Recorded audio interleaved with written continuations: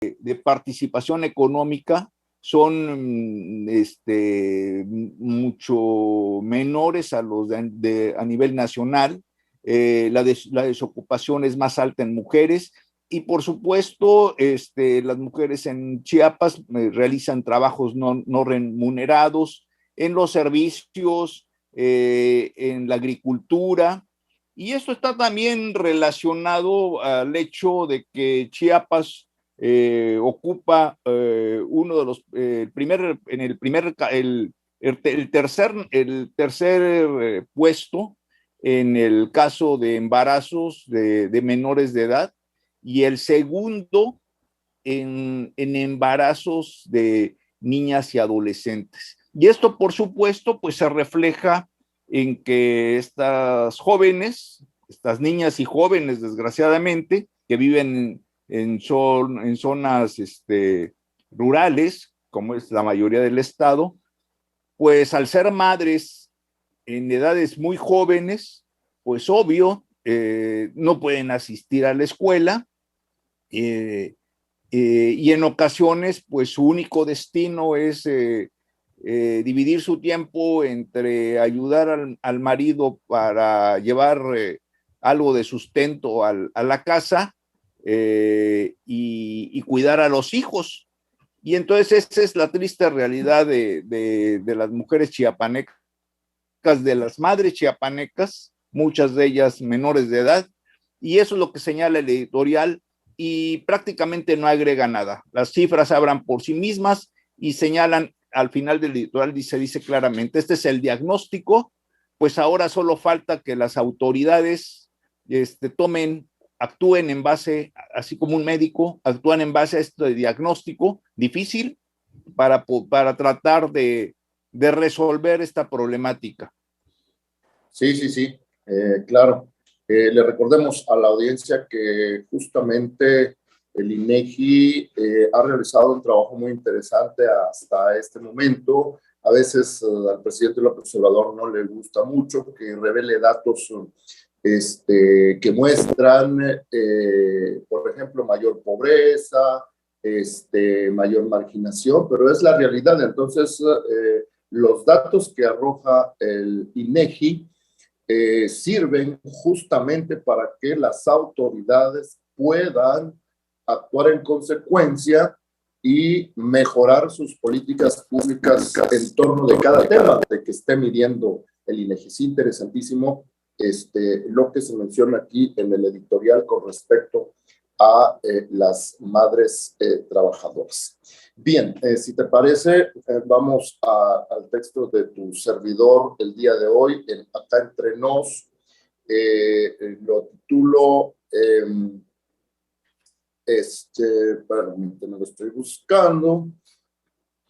Estoy hablando de que el presidente López Obrador condiciona su asistencia a la Cumbre de las Américas y, por otro lado, que se promueve la gastronomía tuxtleca a través de un evento que ocurrió la semana pasada.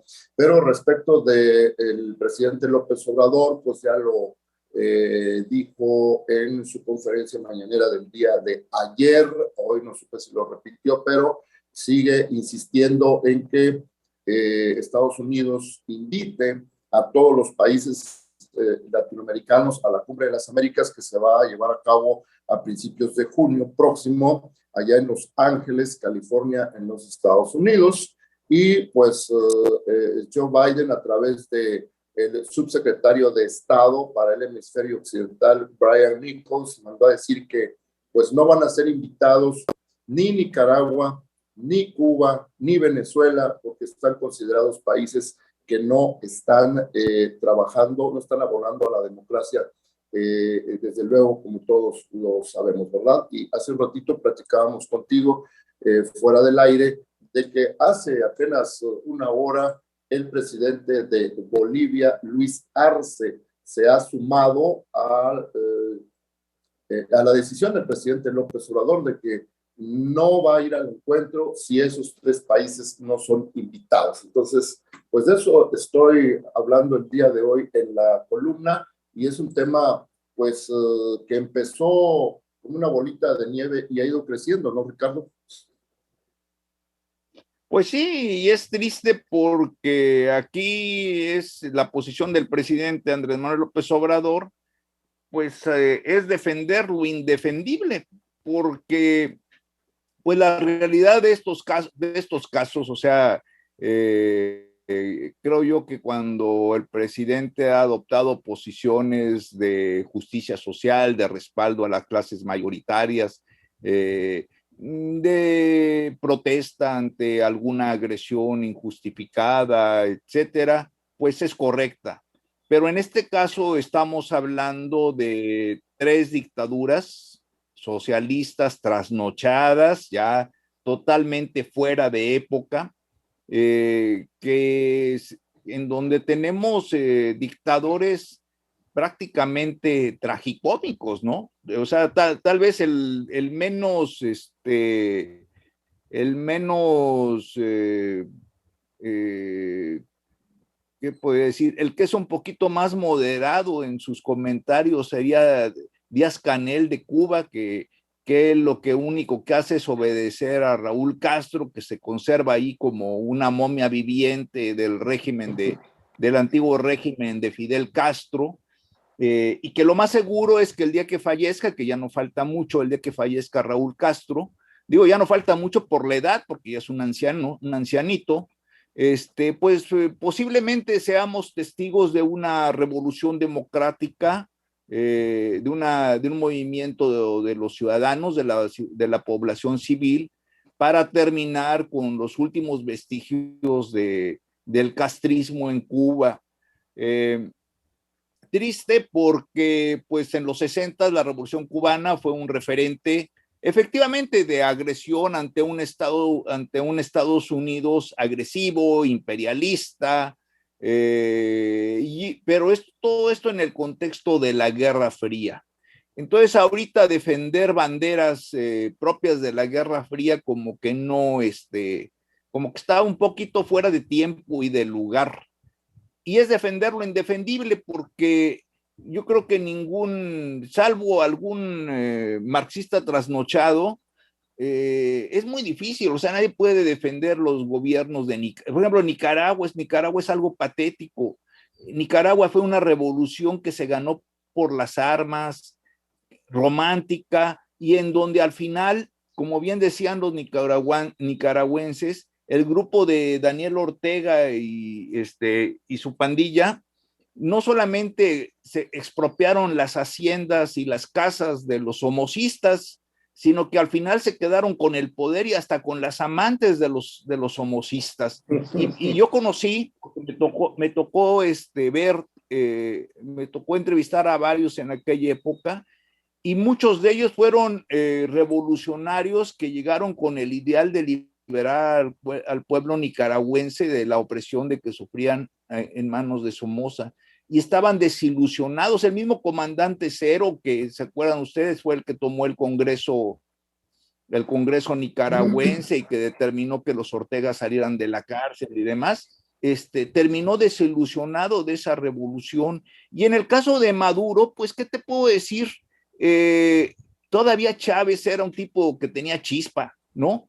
A veces sacaba, le ponía sal y pimienta a los congresos mundiales, como aquella ocasión en que le aventó un zapato al rey Juan Carlos, pero Maduro es un burócrata gris que repetir, así como el perico, lo que en su época dijo Chávez, y, y a sus pueblos los tienen oprimidos en una pobreza terrible, y en consecuencia, pues México no tiene por qué estar defendiendo esos casos patéticos.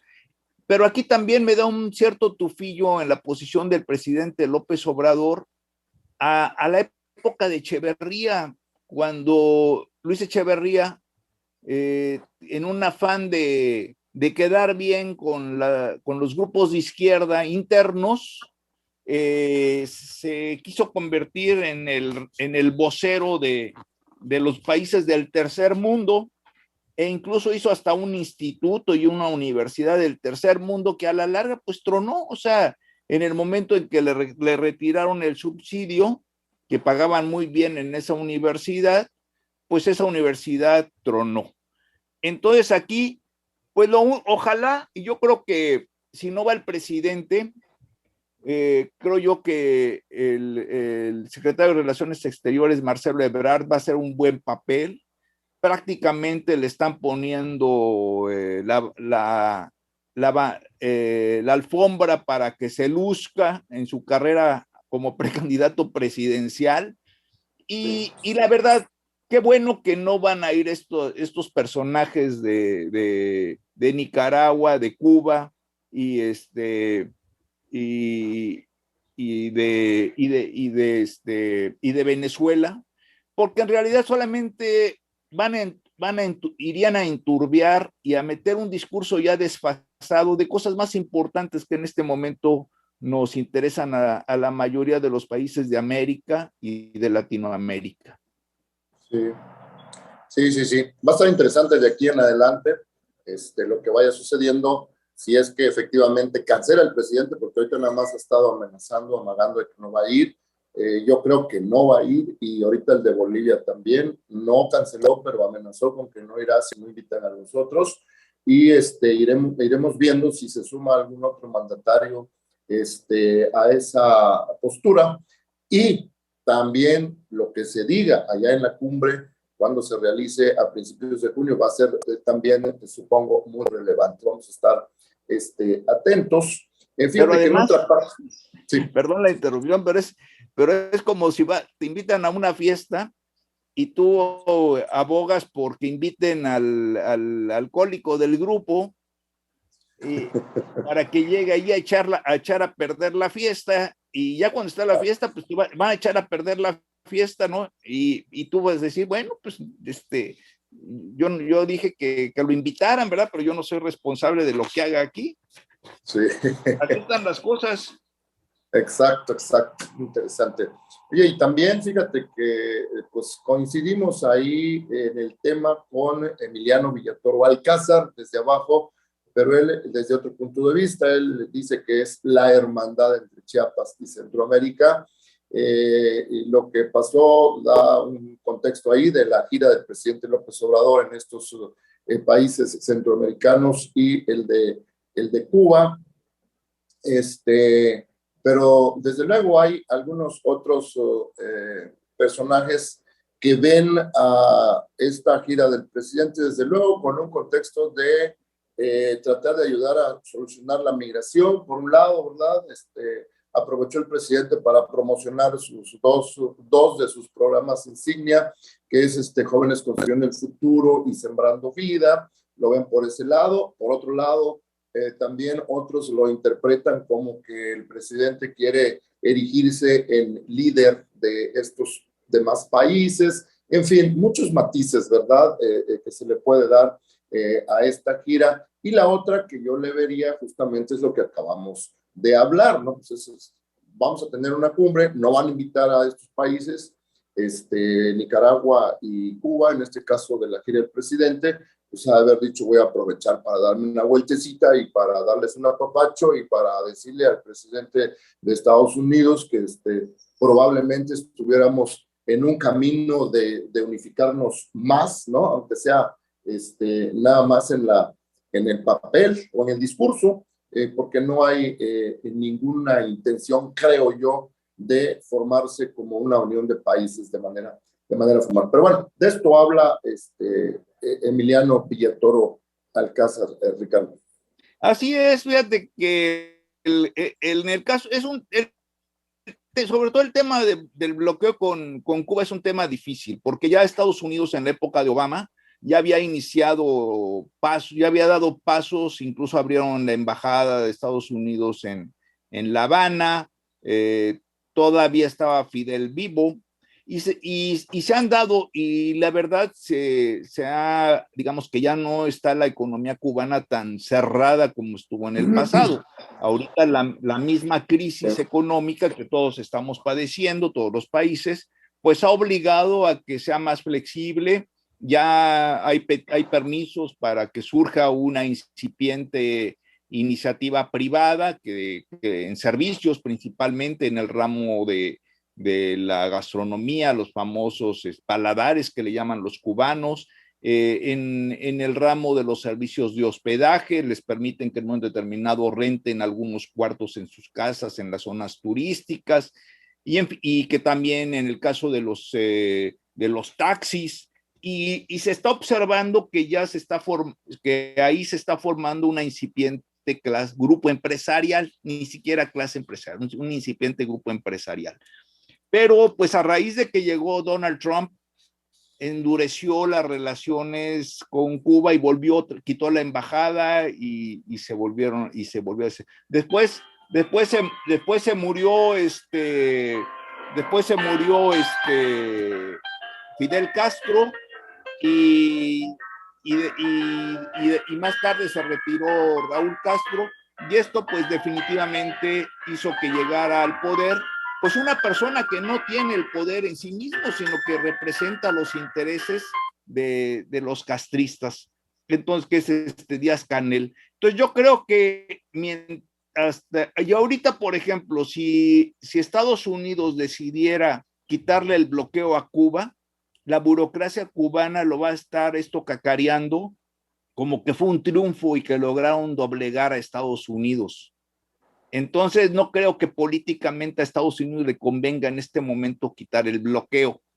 Creo yo que se necesita una coyuntura especial, como sería la muerte esperar a que muera Raúl Castro. Así es, pues terminamos Arsenal de Plumas. Mi estimado Ricardo del Muro, muchas gracias. Buenas tardes. Buenas tardes, un saludarlos. Ándale pues, muy buenas tardes, hasta pronto.